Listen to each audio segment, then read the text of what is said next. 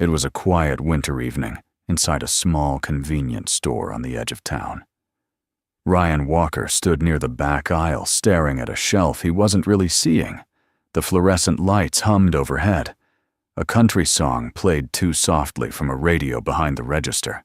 He had come in for milk and crackers, and somewhere between the entrance and the back wall, the weight of the evening had settled across his shoulders in a way he couldn't shake. He lowered his head and said it out loud, almost to no one. "No one wants to marry a single dad like me." Then a woman's voice came from behind him.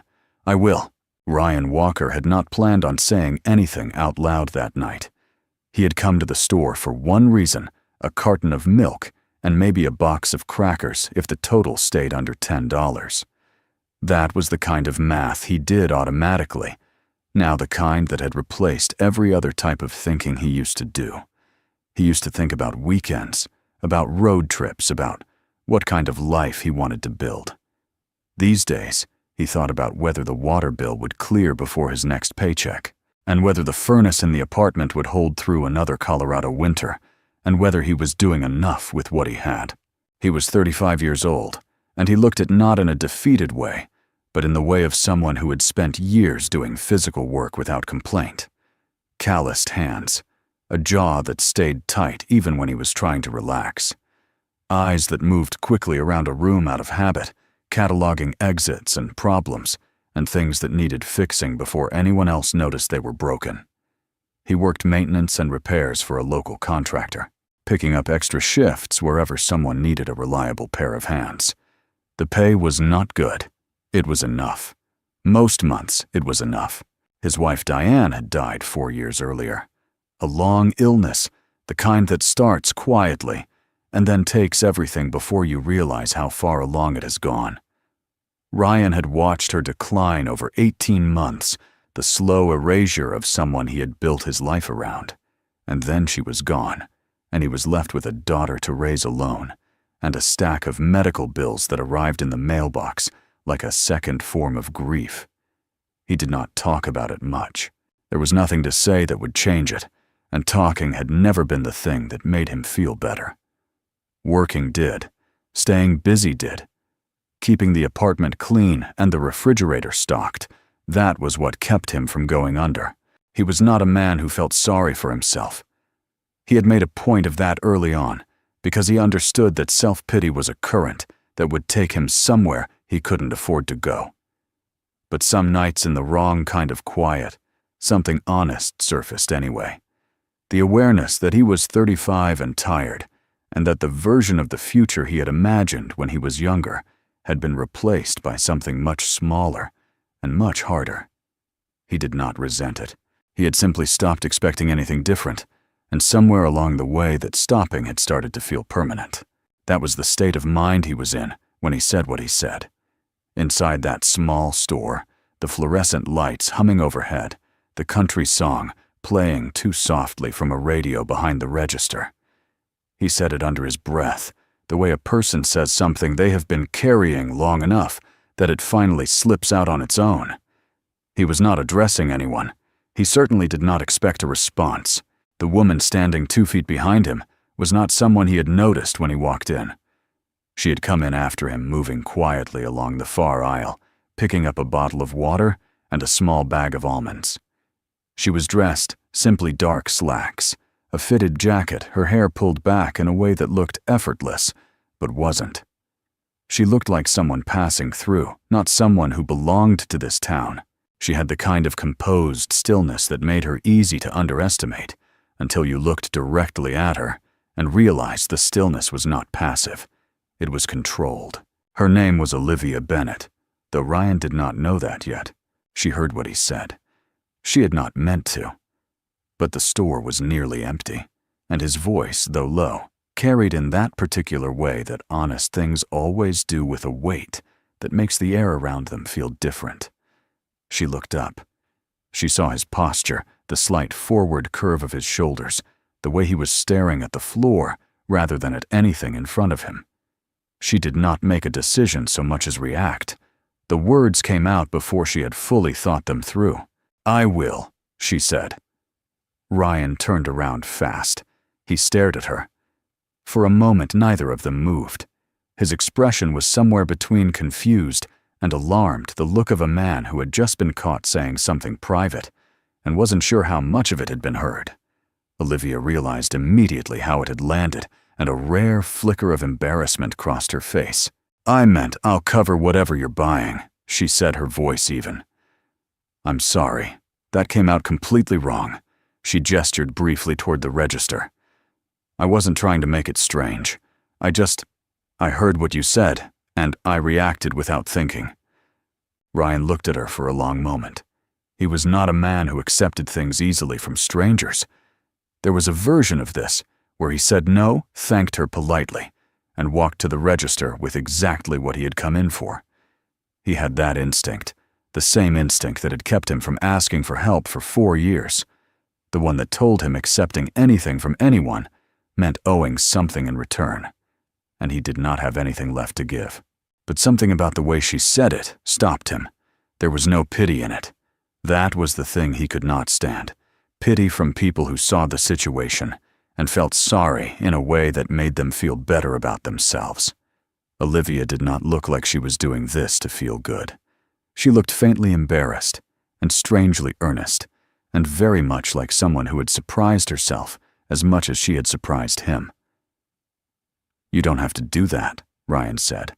"I know," Olivia replied. "I want to." He let her. He bought the crackers and the milk and added a bag of coffee that he had been putting back on the shelf for 2 weeks. Olivia paid at the register without making a ceremony of it, and Ryan stood to the side with his hands in his jacket pockets, not sure what to do with the fact that a stranger had just done something kind for him without asking for anything in return. They stood outside for a few minutes in the cold.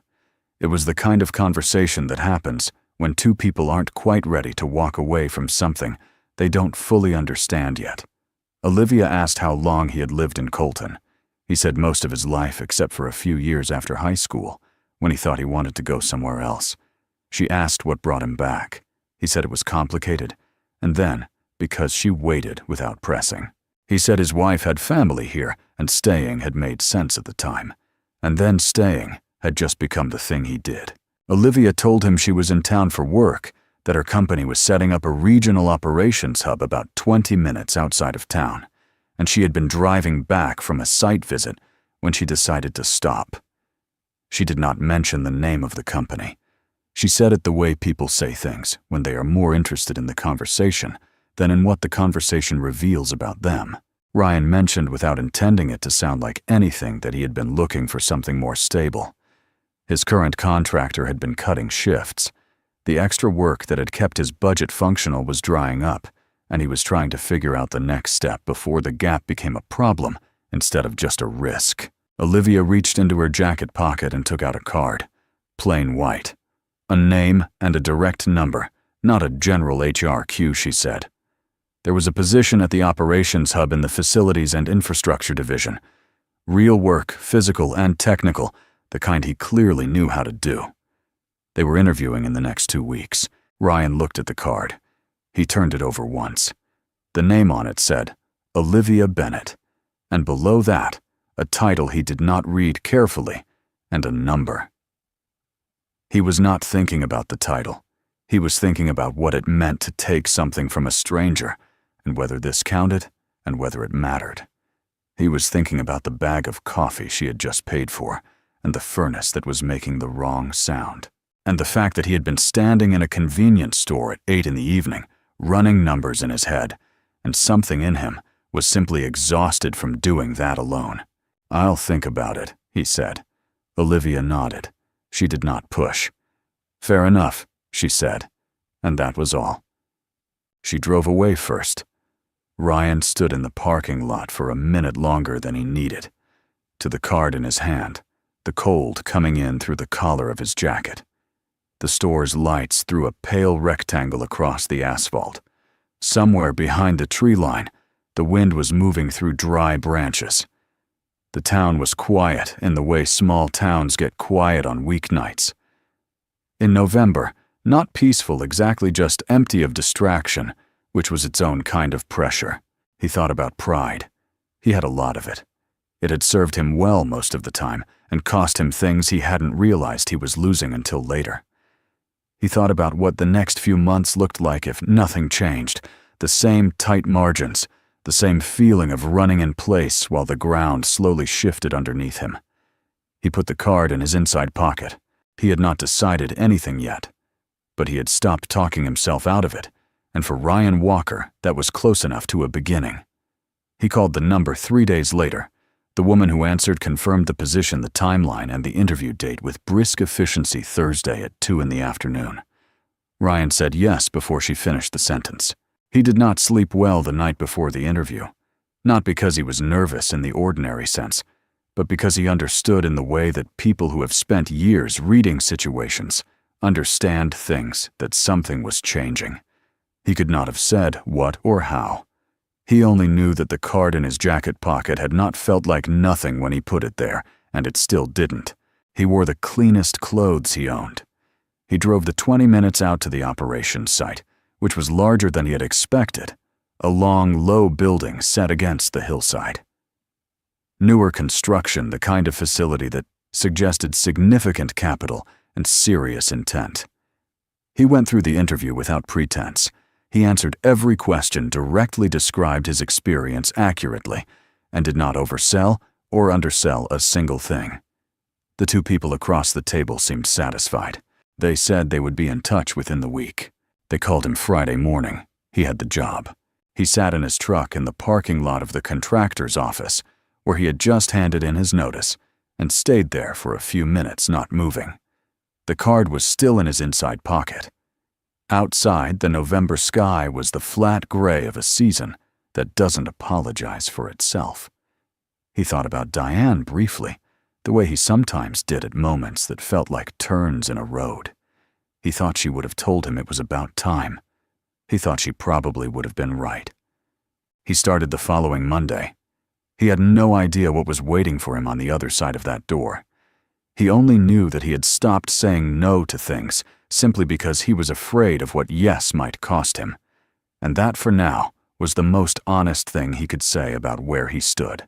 The first thing Ryan noticed on his first morning at the operations hub was how organized everything was. Not in a corporate performative way, not motivational posters and color-coded lanyards, but in the way of a place that had been built by someone who actually understood how work gets done. The storage systems made sense. The maintenance logs were current and detailed. The equipment was well kept.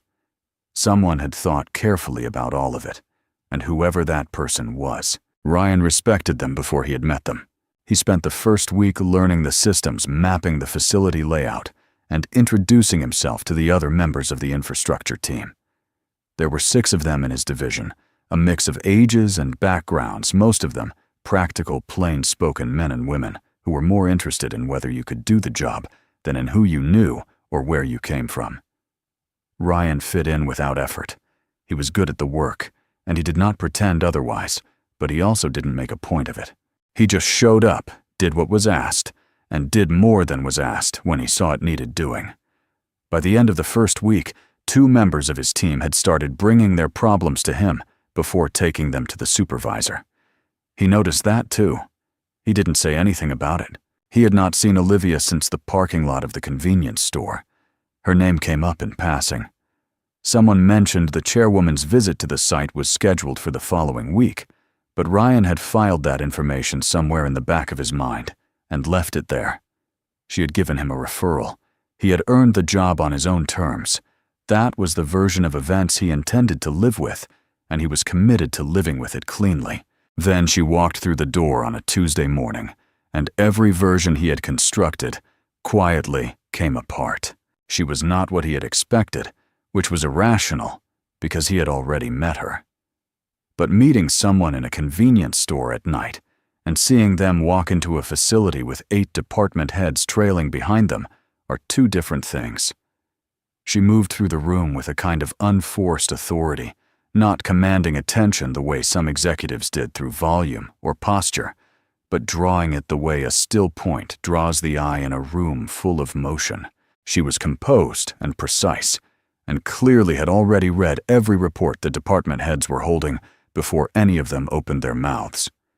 When one of them began summarizing a logistics issue, she asked a question that went 3 layers deeper than the summary, and the man stopped mid-sentence and had to look down at his notes to answer. Ryan was on the far side of the floor, checking a ventilation panel when she entered. He saw her before she saw him. For a moment, he stood very still, the way a person does when they are recalibrating something they thought they understood.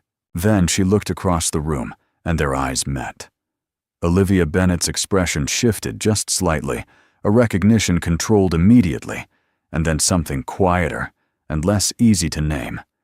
She gave a brief nod, the kind that acknowledges without announcing, and turned back to the group around her. Ryan went back to the ventilation panel, but his hands moved a little more carefully than before. She sought him out at the end of the day, after the other department heads had cleared out, and most of the floor was quiet. She found him in the equipment bay, logging a repair he had completed that afternoon, and she leaned against the door frame in a way that made the whole formal executive impression from the morning recede slightly. She was still composed, but the register was different, more direct. "You got the job," she said. "I got the job," Ryan confirmed without looking up from the log. "How's the first week?" He looked up then. "Good work, solid team, better organized than I expected." He held her gaze. "You designed the storage system in Bay 3.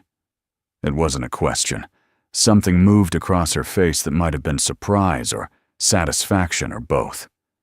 "The original contractor had it running backwards," she said. "Half the team was wasting 20 minutes a day just pulling equipment." "I noticed," Ryan said. "You fixed it before anyone thought to complain." "Most people don't notice things like that," Olivia said. "Most people aren't paying attention," he replied. She left shortly after, and Ryan drove home with the windows down despite the cold, because the air inside the truck felt too close. He was not allowing himself to think anything in particular. He was simply driving and watching the dark fields on either side of the highway, and doing the thing he did when something was too large to approach, directly leaving it alone, until it settled into a shape he could actually look at. Over the following weeks, a pattern emerged that neither of them named or formalized. Olivia visited the operations hub every 8 to 10 days, usually for half a day. She was always there for legitimate reasons, meetings, reviews, site assessments, and she always moved through those obligations efficiently. But somewhere in the margins of the official schedule, she and Ryan would end up in the same space, talking in the same low, direct way they had talked in the parking lot, about the facility, about problems he had identified, and solutions he had already begun testing. About things outside of work, gradually the way conversations shift when two people keep showing up to them honestly. Ryan was careful, not because he was unaware of what was happening, but because he was very aware of it. She was the chairwoman of the company he worked for. The distance between their circumstances was structural, not incidental. It wasn't the kind of thing you crossed without understanding the weight of it. He did not have the kind of life that made leaping across that kind of distance feel simple or safe, and he was not built for recklessness. But he also could not make himself stop looking forward to those conversations in the way that he did, and he was too honest with himself to pretend otherwise.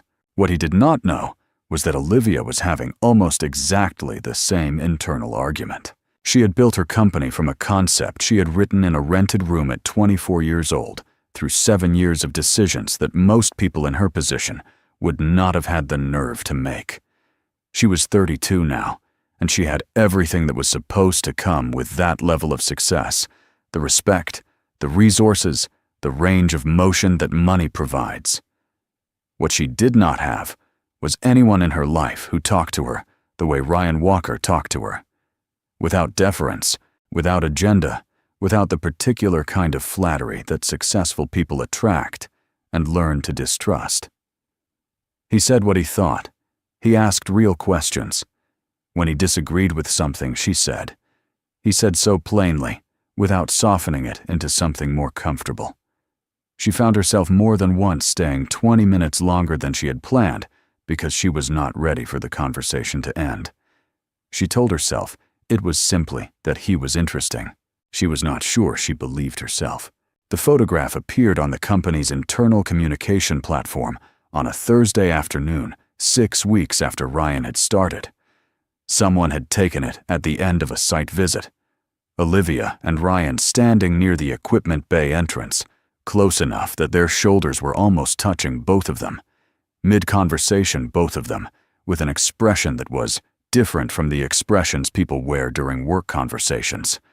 Whoever had posted it had not added a caption. They had not needed to.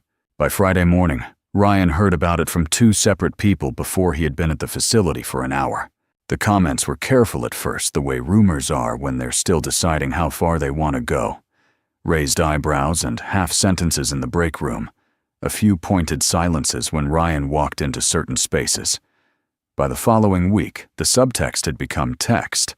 The theory was simple and self-contained. Ryan Walker had been hired because Olivia Bennett wanted him there, and everything he had accomplished since his first day was a product of that arrangement, rather than his own work. It was the kind of story that spreads efficiently because it flatters the people spreading it. It lets them dismiss a colleague's competence without having to examine their own. Ryan heard the version that named him directly on a Wednesday afternoon, delivered loudly enough to be heard from 2 workstations away by a senior project coordinator named Marcus Webb. Webb was the kind of man who had been at the company long enough to feel ownership over it, and who communicated disapproval through volume rather than confrontation. He did not say it to Ryan's face. He said it to the 2 people sitting with him, knowing Ryan was within earshot, which was its own kind of statement. Ryan finished what he was doing, logged out, and walked to his truck. He sat in the parking lot for 10 minutes. He was not angry in the explosive sense. He was angry in the colder, quieter sense, the kind that is harder to move through because it has nowhere obvious to go. He had worked for everything he had in that building. Every report, every repair, every early morning and late stay. None of it had been handed to him, and he knew it, and the people saying otherwise either knew it too and didn't care, or had never looked closely enough to find out. What made it worse was knowing that his continued presence was becoming a problem for Olivia.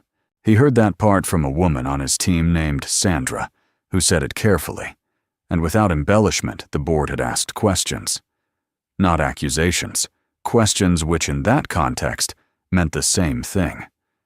They wanted to understand the nature of the chairwoman's relationship with a facilities employee. They wanted to know if decisions had been made at the executive level that reflected personal interest rather than professional judgment. Olivia had answered them. Sandra didn't know what she had said. Ryan went to Olivia directly that same evening. He found her in her site office, a spare functional room with 1 window and a desk that held nothing unnecessary. He knocked once, and she looked up, and something in his face told her immediately why he was there. "I've been thinking about putting in a resignation," he said, standing in the doorway. "Not because I want to, because I don't want to be the reason this gets harder for you." Olivia set down what she was holding. "Sit down, Ryan. I don't need to sit down." "I know you don't need to," she said. "I'm asking you to." He sat. She looked at him across the desk, the way she looked at problems she intended to solve directly, without flinching with all of her attention on the thing in front of her. "If you resign," she said, "it confirms the story. It tells every person in this building that the rumors were true, that I put you here for the wrong reasons, and that when it became inconvenient, I let you take the exit.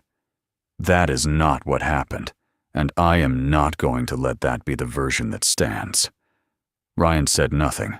"You earned your position," Olivia continued. "I have the data to prove it, and so do you.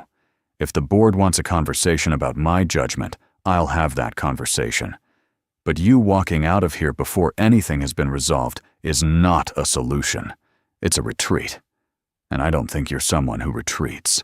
He looked at her for a long moment, reading her the way he read everything carefully, without rushing to a conclusion. She was not saying this to protect the company. She was not saying it to protect herself. She was saying it because she believed it, and because she was underneath all of the control and competence, genuinely angry on his behalf, in a way she was not quite managing to keep entirely out of her voice. Something shifted in Ryan's chest, not dramatically, but something real. "They're going to keep pushing," he said. "I know," she said, "and the board is going to push harder before this gets better. I know that too." "So what exactly is your plan?" he asked. Olivia leaned back in her chair. "My plan is to let your work speak loudly enough that no one can talk over it. And I need you to stay here and keep producing it." She met his eyes. "Can you do that?" Ryan thought about the parking lot and the card and the interview where he had answered every question with nothing but the truth. He thought about the ventilation panel and the early mornings and the team that had started looking to him before he had even realized they were doing it. He thought about how much he had already built in 6 weeks and how easily it could be erased if he walked out the door right now. "Yeah," he said finally. "I can do that." He left her office and drove home through the dark. The board meeting was coming. The confrontation was coming. He could feel it the way you feel weather before it arrives, not yet, but close and certain. He was not afraid of it. He was afraid of what it might cost, which was different and more honest. But he was done retreating. He had made that decision in a convenience store parking lot on a cold November night, and he intended to keep it. The meeting was called for a Friday morning, and by the time Ryan arrived at the operations hub, the main floor had already been rearranged. Chairs had been set in rows facing a small raised platform at the front of the room. Someone had set up a projector. The whole thing had the feeling of a trial that had been dressed up to look like a presentation, and everyone in the building knew it. Marcus Webb had formally requested the all-hands meeting through the board liaison 3 days earlier. His stated reason was a review of recent infrastructure performance and resource allocation. His actual reason was understood by everyone who received the invitation. Ryan was not surprised. He had felt this coming since the night he sat across from Olivia in her office and told her he would stay. He had spent the days between then and now doing exactly what he had promised, showing up, working, producing, and he had done it, knowing that none of it would matter if he could not hold his ground when the moment arrived. In the evenings leading up to the meeting after the work was done and the facility was quiet, Ryan had gone back through every report, every repair log, every proposal he had submitted since his first week.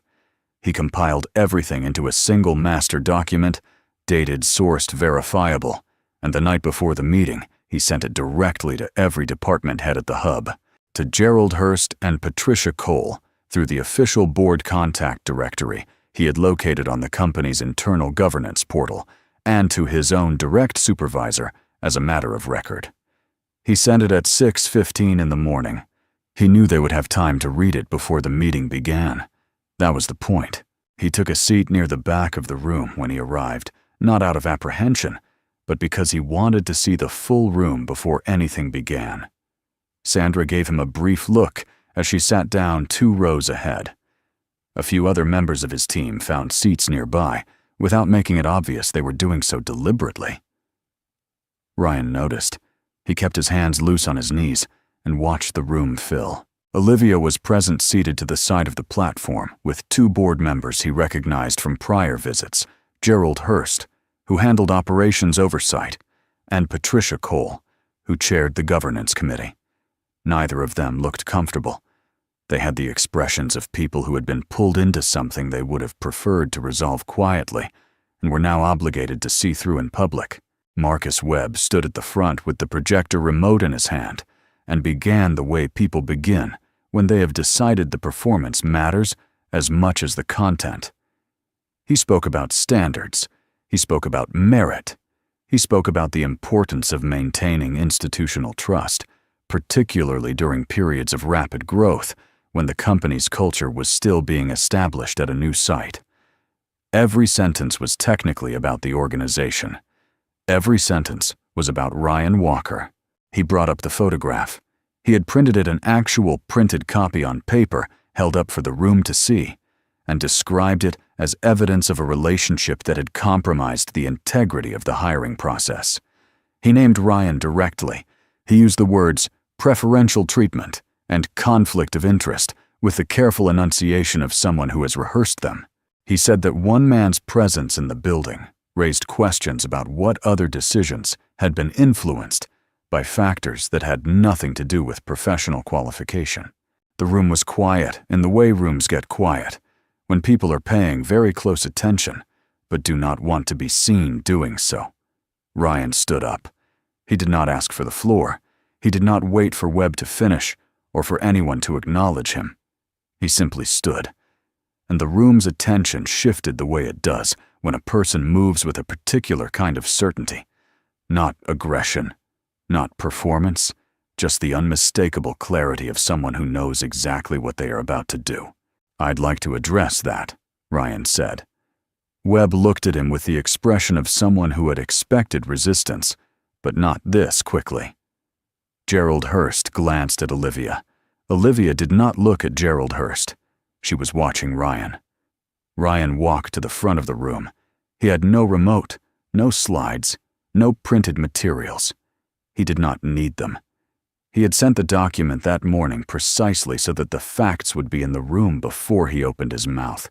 He started with the ventilation system overhaul in Bay 3.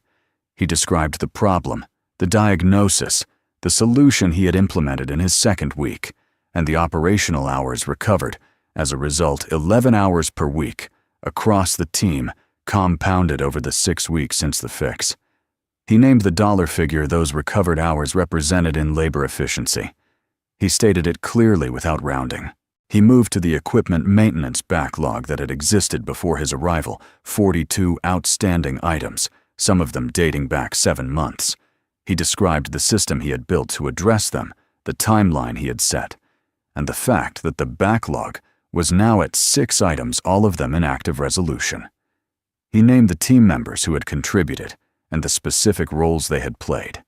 He did not take credit he had not earned, and he did not distribute credit he had not witnessed. He talked about the cost reduction proposal he had submitted to his direct supervisor in week 4, a restructuring of the facility's vendor contracts for routine supply orders that would reduce annual expenditure by roughly 14%. The proposal was dated. It had been submitted through proper channels. It existed in the document he had sent that morning, time-stamped and sourced, before anyone in this room had thought to question why he was in the building. Ryan spoke for 11 minutes. He did not raise his voice. He did not editorialize or make appeals to emotion. He laid out what he had done when he had done it, who could verify it, and what it had produced, and then he stopped. He stood at the front of the room and looked directly at Marcus Webb and said, "If there are specific items in that record you'd like to challenge, I'll answer any question you have." Webb did not ask a question. He looked at his phone. He had opened the document Ryan could see sometime in the past several minutes, and then he looked at the room, and then he looked at the floor, and the silence that followed was the loudest thing that had been said all morning. Gerald Hurst cleared his throat and said the documentation was thorough, and that the board appreciated the transparency. Patricia Cole said the hiring process at the regional hub had followed standard procedure, and the record appeared to support that conclusion.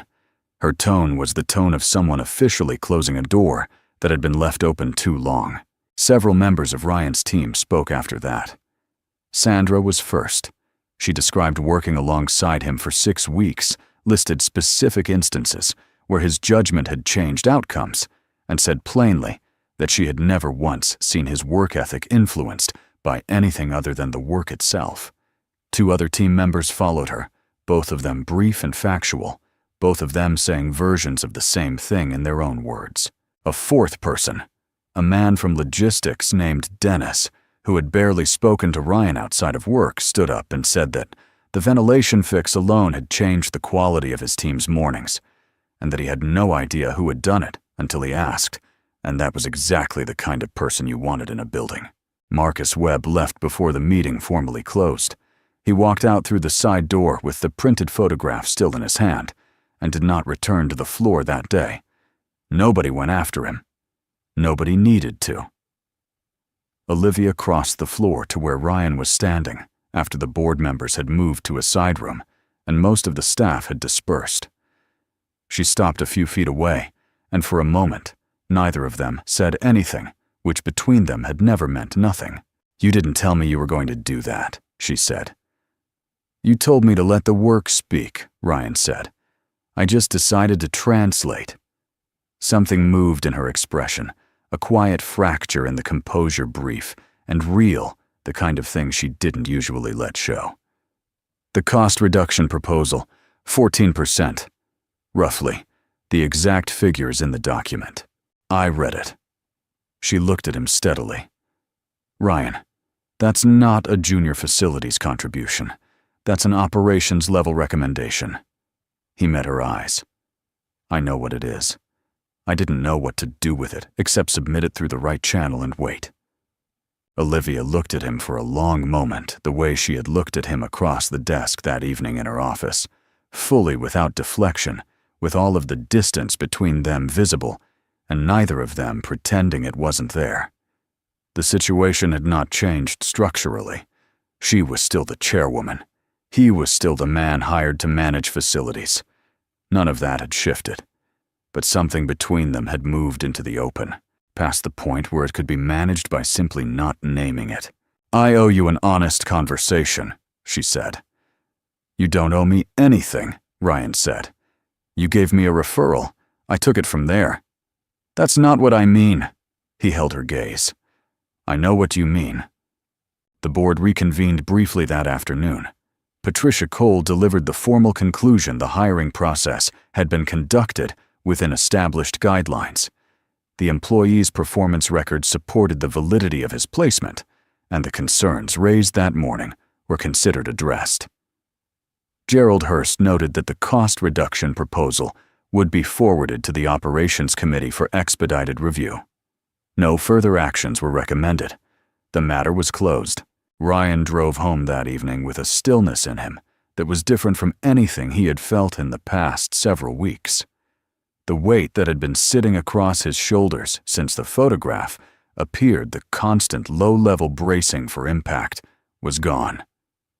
Not because anything had been given to him, but because he had stood in front of a room full of people and made them look at the truth until they couldn't find a way around it. He had done it alone, and he had done it cleanly, and it had worked, and the relief of that was clean in the same way. He stopped at a diner on the way home and sat at the counter and ordered coffee and a plate of eggs and ate slowly without hurrying anywhere. The woman behind the counter refilled his cup without being asked. The place was mostly empty on a Friday evening, the way small-town diners get when the weekend is pulling people somewhere else. Ryan sat there and felt for the first time in longer than he could accurately measure, like a man who was not bracing for the next thing, like a man who had simply had a hard day and come through it, and was now eating eggs at a counter in a quiet room and did not need to be anywhere else. He and Olivia had that honest conversation 2 weeks later. It was not dramatic, and it was not easy, and neither of them pretended it was either of those things.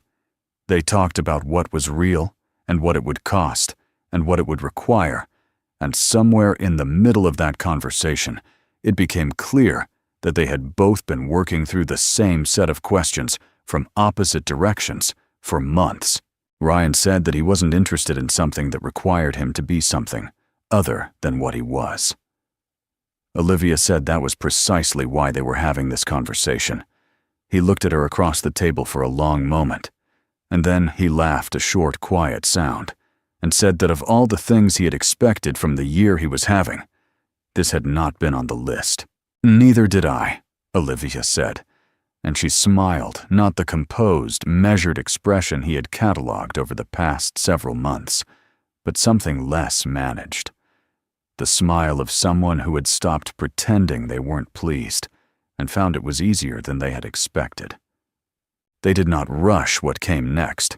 They were both people who understood the cost of moving faster than the ground beneath you could hold, and they had both learned that lesson through means they would not have chosen.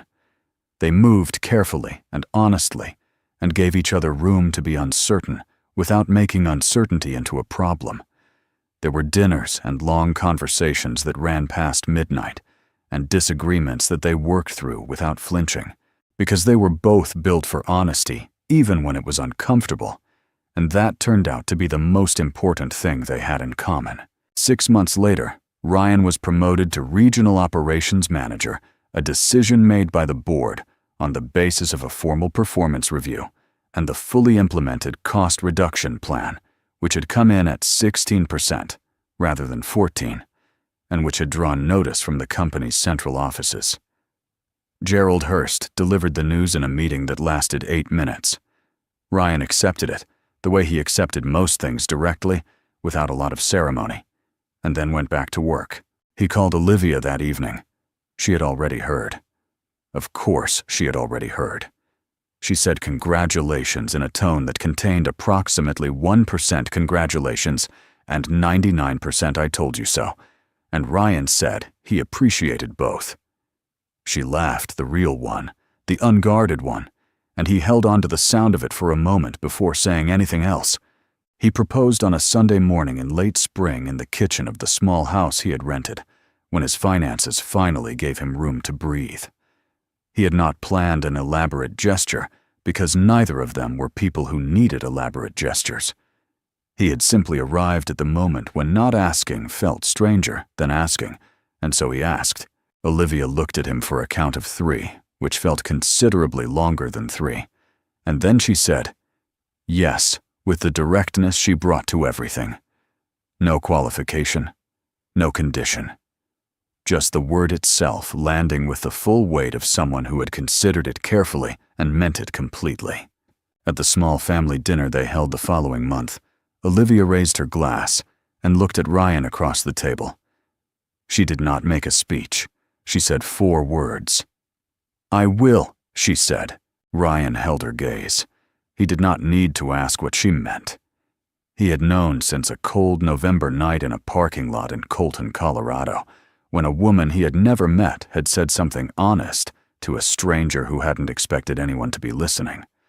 She had meant it then in her own way, even if neither of them had understood it yet. She meant it now in every way that counted. And this time, Ryan Walker did not look at his shoes. He did not brace for cost or consequence. He looked directly at her and smiled unhurried, unguarded, real, and said, I know.